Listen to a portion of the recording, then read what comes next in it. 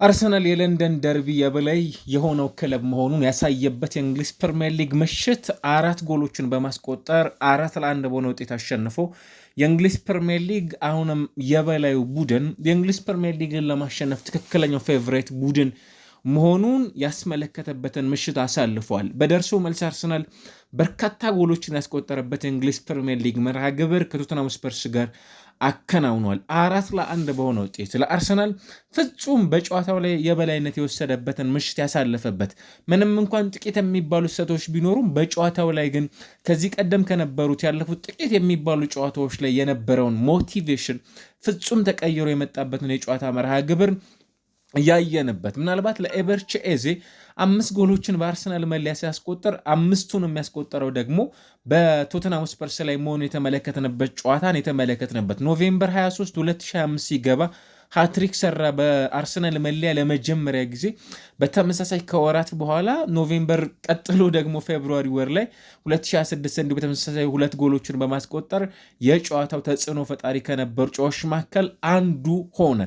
አርሰናል በቅርብ ጊዜ ቶተንሃም ስፐርስን 2-0፣ 3-2፣ 1-0 አሁን ደግሞ 4-1 በሆነ ውጤት ጨዋታውን በማሸነፍ ፍጹም የበላይነት እየወሰደበት የሚገኝ ከሜዳ ውጭ በተለይም ቶተንሃም ስፐርስ በሜዳው እንኳን እያደረጋቸው የሚገኙ መርሃ ግብሮች አርሰናልን ለማሸነፍ እጅግ በጣም እየተቸገረ የሚገኝ ቡድን መሆኑን እያስተዋለን እንገኛለን። እርግጥ ነው አርሰናል በእንግሊዝ ፕሪምየር ሊግ አሁን ባለው ነባራዊ ሁኔታ ከማንቸስተር ሲቲ ጋር ያለውን የነጥብ ልዩነት ወደ 5 ከፍ ማድረግ የቻለበትንም ጭምር ሳምንት አስመዝግቧል።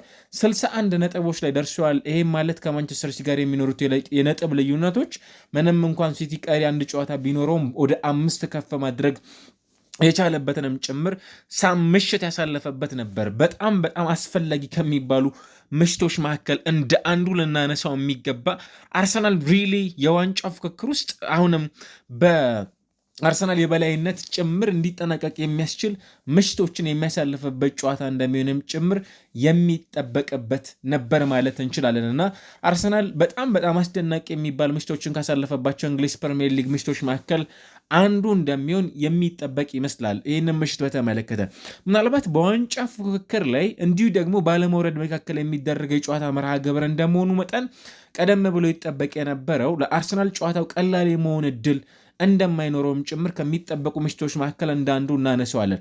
ምክንያቱም አርሰናል ከሲቲ ጋር ያለው የነጥብ ልዩነት ከዚህ ጨዋታ በፊት የ2 ነጥብ ብቻ ስለነበረ፣ በተመሳሳይ ደግሞ ቶተንሃም ላለመውረድ በሚደረገው ፉክክር ውስጥ ከነ ሊድስ ዩናይትድ በተመሳሳይ ወልቭስ፣ በርንሌ ካሉ ክለቦች ጋር እንዲሁ ደግሞ ኖቲንጋም ፎረስትንም ጭምር ሳንዘነጋ ማለት ነው በዋንጫው ፉክክር ላይ የሚኖራቸው ተጽዕኖ በጣም ቀላል አልነበረም። ስለዚህ የኢጎር ቱዶር መምጣት በራሱ ሌላ ተጽዕኖ ይፈጥራል ተብሎ ይጠበቅ ነበር በጨዋታው ላይ በነበረው መርሃ ግብርና ጨዋታው ምንም እንኳን ወደ አንድ እኩል የሄደበት ፍጥነት በጣም አስደናቂ መሆን ቢችልም በሚኬል አርቴታ በኩል ይህንንም ጭምር ውጤት ያስመዘገበበት ሆኗል። ከ1989 በኋላ አርሰናል በተከታታይ 5 ጨዋታዎች ከቶተንሃም ስፐርስ ጋር ያደረጋቸውን ጨዋታዎች ማሸነፍ ሲችል ይሄ የመጀመሪያውም ጭምር ሆኗል። ለአርሰናል ግን ብዙ ስሜት ከሚሰጡ የጨዋታ መርሃ ግብሮች መካከል አንዱ መሆኑንም ጭምር የተመለከትንበት ነው። ቪክተር ዮኬሬሽ በአርሰናል በጣም ወሳኝ የሚባል የሜዳ ላይ ቆይታዎችን እያሳለፈ የሚገኝ ተጫዋች መሆኑን እየተመለከትን እንገኛለን። 15 ጎሎችን አስቆጥሯል በዚህ ቡድን። ከዛ ጋብሪኤል ማርቲኔሊ 11 ጎሎች፣ ቡካዮ ሳካ 8 ጎል፣ ኤቨርቺ ኤዜ 7 ጎሎች፣ ከዛ ባለፈ ሊያንድሮ ትሮሳርድ ደግሞ በተመሳሳይ 7 ጎሎችን አስቆጥረው የአርሰናል የኮከብ ጎል አስቆጣሪነትን እየመሩ የሚገኙ ተጫዋቾች ናቸው። በእንግሊዝ ፕሪምየር ሊግ ምናልባትም የቪክተር ዮኬሬሽ የቅርብ ጊዜ ሜዳ ላይ ፐርፎርማንሶች ፍጹም አስደናቂ የሚባሉ ናቸው።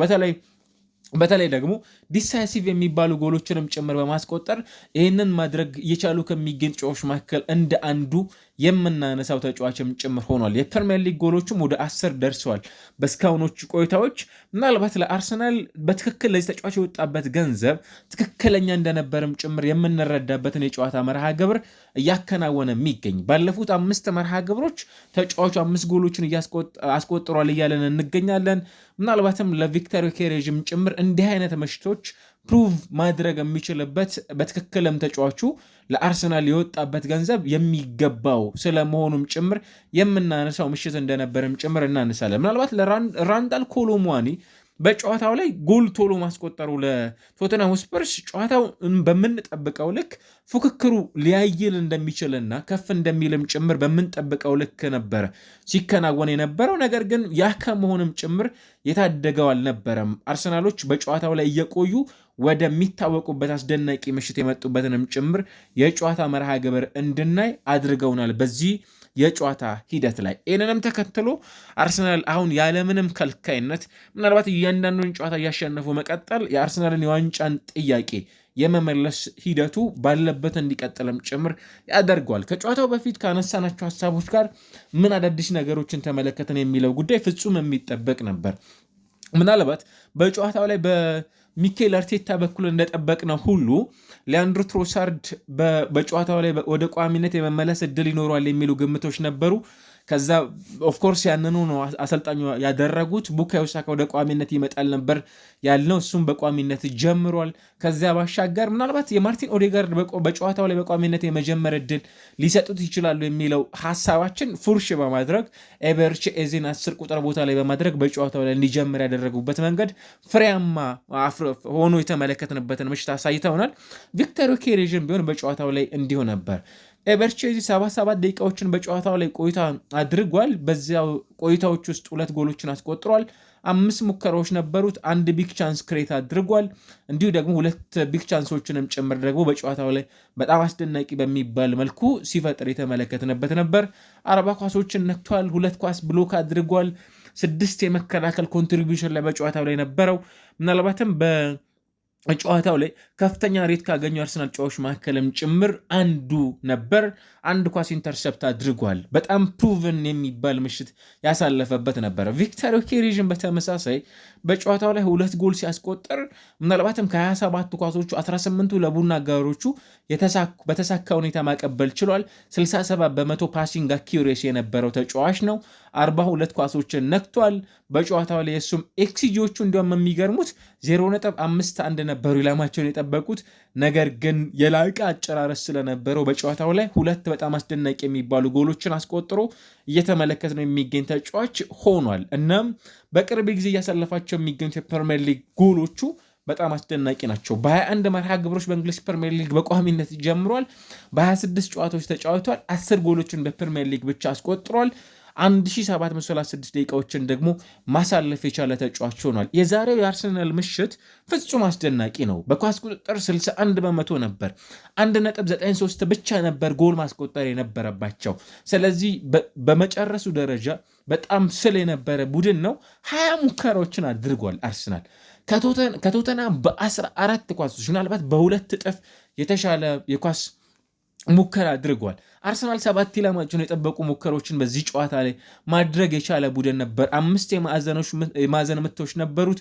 ምናልባት አርሰናል በቅርብ ዓመታት በቶተንሃም ስፐርስ ላይ የወሰዳቸው የሚገኙት የበላይነቶች ፍጹም የተለዩና አይዶን ነው የደርቢ ጨዋታ ብለን ስንል ምንድነው የደርቢነት ጉዳይ ወይም በፉክክር ደረጃ ደርቢነታቸው ትክክል ነው፣ ምንም ጥያቄ የለውም። ነገር ግን ፉክክሩን ከተመለከት ነው ፍጹም ወደ አርሰናል እያደላ የሚገኝበትንም ጭምር ቆይታ እያስተዋልን የሚገኝ ጨዋታ መሆኑን እያስተዋልን እንገኛለን እና አርሰናል በጨዋታው ላይ በጣም አስደናቂ የሚባል ምሽትንም ጭምር እንዲያሳልፍ ምክንያት የሆነበት ነበር። ምናልባት በአርሰናል በኩል ዴክላን ራይስ ዛሬ ዋጋ የሚያስከፍል ምሽት ያሳለፈበት ጨዋታ ነበር። ሜቢ አርሰናል ነጥብ ድሮፕ ቢያደርግ ኖሮ በዚህ የውድድር ዓመት ብዙ ትችቶችን ካላስተናገዱ የአርሰናል የአማካይ ስፍራ ተጫዋቾች መካከል አንዱ የነበረው ዴክላን ራይስ ወሳኝ የሚባሉ ስህተቶችን ሚስ ያደረገ ተጫዋች ነበር። እንዲያውም የመጀመሪያውም ጎል ሲቆጠር ኳሱ ብሎክ የተደረገው ከሱ ነበር። ከዛ በኋላ በጣም በፍጥነት ነበር በጨዋታው ላይ ኮሎሙዋኒ ወደ ጎልነት የቀየራትን ጎል ሲያስቆጠር የተመለከት ነውና ዛሬ ኢንዲቪጁዋል ኢረሮች በጣም በጥቂቱ ነበሩ አርሰናልን ጭምር ዋጋ የሚያስከፍሉት። ነገር ግን እንደ ቡድን የነበራቸው ተነሳሽነት ካለፉት ጨዋታዎች ፍጹም የተሻለ መሆኑንም ጭምር ያስተዋልንበት የጨዋታ መርሃ ግብር ሆኖ ያየነው ነበረና አይዶን ነው ይህንን አይነት ሞመንተማቸውን እንዴት ባለ መልኩ ያስቀጥላሉ የሚለው ጉዳይ በጣም ከሚጠበቁ ምሽቶች መካከል እንዳንዱ የሚነሳ መሆኑንም ጭምር የምናይበትን ጨዋታ አስመልክቶናል። አርሰናል በጎሎች በነጥቦች ባደረጋቸው ጨዋታዎች ፖዚቲቭ በሆኑ ነገሮች ሁሉ አሁን ከፔፕ ጓርዲዮላው አርሰናል ከማንቸስተር ሲቲ የተሻለ የቁጥር ስታቲስቲክስ ያለው ቡድን ሆኖ የሚቀጥልበትን ምሽት አሳልፏል። በዚህ ሂደት ውስጥ እስከ ምን ያህል ሳምንታት ድረስ ይህንን አይነት ሞመንተሙን እያስቀጠለ ይቆያል የሚለው ጉዳይ የምንጠብቅበት እንደሚሆንም ጭምር የሚጠበቅ ነው። ቪክተር ዮኬሬሽ ማን ኦፍ ዘ ማች የሚል አይነት ፐርፎርማንስ ያሳለፈበትን የፕሪሚየር ሊግ ጨዋታ ነው ቀደም ሲል እንደገለጽ ነው ሁሉ ከዚህ ቡድን ጋር ባደረገው ጨዋታ ላይ ያስቀጠለው። አሰልጣኝ ሚኬል አርቴታ በለንደን ደርቢ መርሃ ግብሮች 60.8% የማሸነፍ ስኬታቸውን አሁንም ይዘው ቀጥሏል። በለንደን መርሃ ግብሮችና ከ69 ጨዋታዎች 42ቱን አሸንፏል። ምናልባትም የዛሬውን ስንጨምር ደግሞ የተሻለ ስታቲስቲክስም ጭምር ማስመዝገብ የሚችሉባቸው እድሎቻቸው በጣም ሰፊ ናቸው። ከጆዜ ሞሪኒዮ ጋር በታሪክ እኩል ሆኗል። ጆዜ ከ7 ጨዋታዎች 42ቱን ነበር ያሸነፉት። አርሰን ቬንገር ከ194 106፣ ሚኬል አርቴታ ደግሞ ከ69 ወደ 42 መምጣት የቻሉበትንም ጭምር የለንደን ደርቢ የጨዋታ መርሃ ግብሮችን እያሸነፈ የሚገኝ ቡድን መሆኑን እያስመለከተን የሚገኝ ቡድን መሆኑን ያስተዋልንበት ምሽት እያሳለፉ ይገኛሉ። ይህንን ጨዋታ ፍጹም አስደናቂ የነበረ አርሰናል በጎሎች ክሊኒካል የነበረበት ጨዋታዎችን በማሸነፍ ክሊኒካል የነበረበት ለማሸነፍ የሄደበት ርቀት በጣም ክሊኒካል የነበረ ምናልባት ቡድኑ እንደ ቡድን የመጨረሻዎቹ ቅያሬዎችንም ስናይ ለምሳሌ ቡካዮ ሳካ የዛን ያህል በጣም አስቸጋሪ ጉዳት አይመስለኝም ተቀይሮ ወጥቷል በባከኑ ደቂቃዎች። ከዛ ማዱዌኬ እና እንዲሁ ደግሞ በተመሳሳይ በጨዋታው ላይ ጋብሪኤል ማርቲኔሊ እንዲሁ ደግሞ ማርቲን ኦዴጋርድ ወደ ጨዋታው ላይ የገቡ ተጫዋቾች ናቸው። ኦዴጋርድም ጨዋታው ላይ ከገባ በኋላ ወዲያውኑ ነበር በነበሩት በጣም ጥቂት በሚባሉ ደቂቃዎች ውስጥ አሲስት ሲያደርግም ጭምር የተመለከት ነው። ለሱም ቆንጆ ምሽት ነው ማለት እንችላለን አይደለ? ምናልባትም በጨዋታው ላይ የነበሩት ደቂቃዎች 13 ብቻ ናቸው። ከ13ቱ ደቂቃዎች በጨዋታው ላይ የነካቸው ኳሶች 5 ናቸው። ከ5ቱ አንዱ አሲስት ነው። በጣም አንዳንዴ ጽድት ያለ ምሽት ሲኖራችሁ በ90 ደቂቃ ውስጥ ከሚያሳልፉ ተጫዋቾችም ጭምር የተሻለ በጣም በጥቂት ደቂቃዎች ውስጥ ተጽዕኗችሁ ምን ያህል ከፍ እንዳለም ጭምር ከምታሳዩባቸው ምሽቶች መካከል እንደ አንዱ መነሳት የሚችል እንደሆነም ጭምር የምንረዳው ነው። 32ኛው ላይ ደቂቃ ላይ ጎል አስቆጥሮ አርሰናል 1-0 መምራት ሲጀምር 2 ደቂቃ ብቻ ነበር በጨዋታው ላይ አይደለ አርሰናል የመሪነቱን ጉዳይ ማስቀጠል የነበረበት። ከዛ በኋላ ግን ወደ 1-1 አቀና። ነገሮች ፍጹም ተገላቢጦሽ የነበሩት ሁለተኛው አጋማሽ አርሰናል በጨዋታው ላይ ዶሚኔት እያደረገ የመጣበት ምናልባት ዳቪድ ራያም ሌላው በጣም አስደናቂ የሚባል ምሽት ያሳለፈበት ነበር።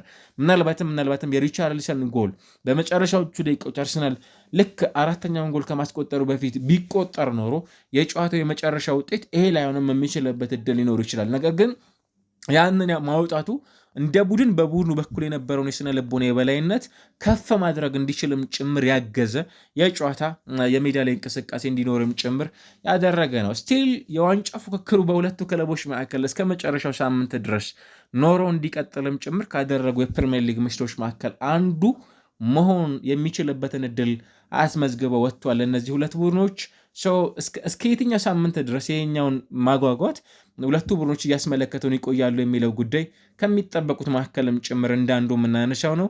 ለሚኬል አርቴታና ለአርሰናል ግን በጣም ወሳኝ ከሚባሉ ምሽቶች መካከል እንዳንዱ የሚነሳ ነው። በተለይም ከወልቭስ ምሽት በኋላ ይህንን ጨዋታ ማሸነፍ በጣም አስፈላጊ እንደነበርም ጭምር የተረዳንበት ምሽት መሆኑን ያየነበት ነበር።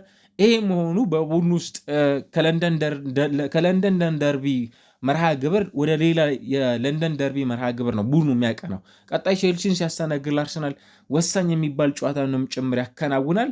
ያስ ጨዋታ ምን አይነት ውጤት ይኖረዋል የሚለው ጉዳይ እንጠብቃለን። ነገር ግን ከዚህ ጨዋታ ወደዛ ጨዋታ ሲያቀና ቡድኑ እንደ ቡድን የሚኖረው የስሜት የበላይነት ፍጹም የተሻለ እንደሆነም ጭምር በመረዳት የምንችለው ነው።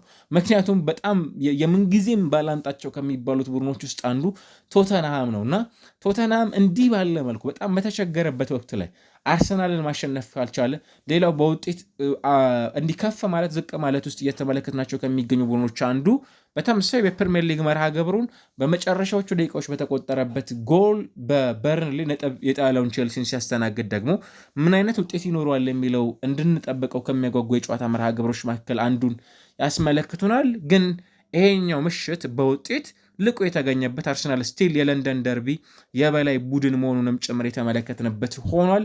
በአርሰናል በኩል 5 ጎሎችን ምናልባት የሚያስቆጠሩ ጨዋቾችን ስናይ በዚህ ቡድን ውስጥ ብዙ ጎሎችን ከሚያስቆጠረባቸው ቡድኖች ውስጥ አንድ ሆኗል። ከቴሪ ኦንሪ እንዲሁ ደግሞ ከኤማኑኤል አዴባየር በኋላ በደርቢ መርሃ ግብሮች ላይ በርካታ ጎሎችን ያስቆጠረው ተጫዋች ኤቨርቺ ኤዜ ሆነ የተመለከትንበት ነበር።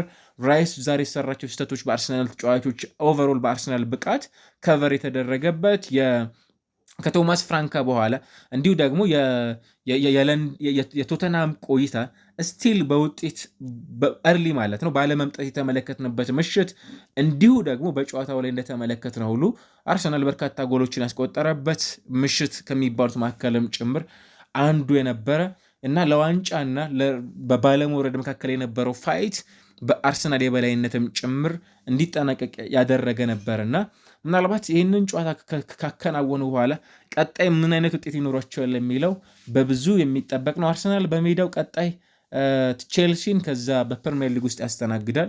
ያኛው ጨዋታ በአብዛኛው ይህንን ውጤት እንዲደግምም ጭምር በብዙሃኑ ዘንድ ኤክስፔክቴሽኑ በደንብ ከፍ ያለ እንደሚሆንም ጭምር የሚጠበቅበት ነው።